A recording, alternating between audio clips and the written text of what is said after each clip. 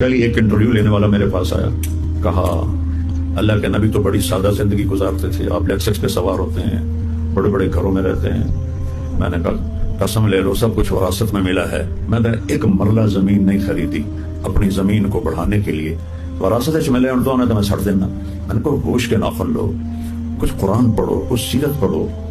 ہمارے یہاں اسلام آیا ہے صوفیاء کے راستے سے، صوفیاء کی زندگی میں رہبانیت کا ٹچ تھا، ہے کہ بس صرف فقر ہی اسلام ہے اور روکھی سوکھی کھانا ہی اسلام ہے۔ تو اس آیت میں اللہ تعالیٰ کہہ رہا ہے یہ تمہیں کس نے کہا ہے؟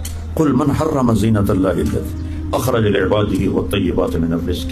یہ ایک ماحول بن چکا ہے دینی حلقوں۔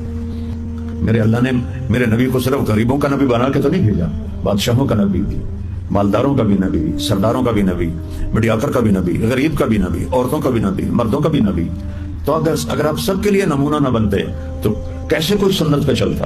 آپ نے حضرت عبد الرحمن بن عوف کا نام تو سنا ہے؟ جب ان کا انتقال ہوا 4 بیویاں تھیں، 1000 گھوڑے تھے، 1000 اونٹ تھے، 10,000 بکریاں تھیں، اور ہماری جیبوں میں ہیں کاغذ کے نوٹ یا پلاسٹک کے نوٹ، اور بینکوں میں بھی وہی کچھ پڑا ہوا ہے۔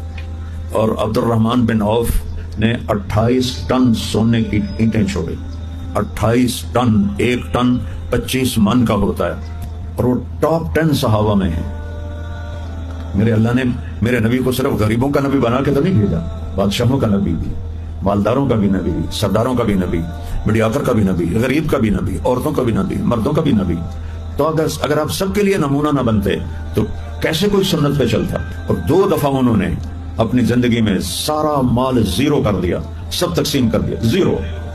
پھر اللہ نے دیا، کیونکہ اللہ کہتا ہے مجھے دو گے تو میں واپس کروں گا، مجھے دو گے تو میں واپس کروں گا۔ تو آج